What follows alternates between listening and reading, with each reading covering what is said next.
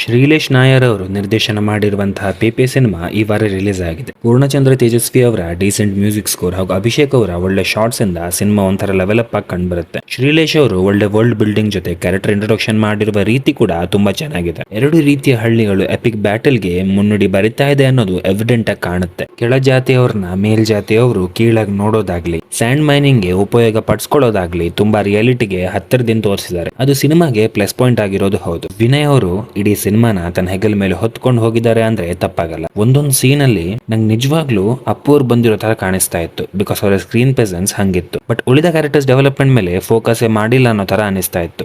They were good but could have been better ಅನ್ನೋದು ನನ್ನ ಅನಿಸಿಕೆ. ವುಮೆನ್ ಎಂಪವರ್ಮೆಂಟ್ ಬಗ್ಗೆ ಇದ್ದಂತಹ ಡೈಲಾಗ್ಸ್ ಚೆನ್ನಾಗಿತ್ತು. ಫಸ್ಟ್ ಹಾಫ್ ಕೂಡ ಒಂದು ರೇಂಜ್ ಗೆ ಚೆನ್ನಾಗೇ ಇತ್ತು.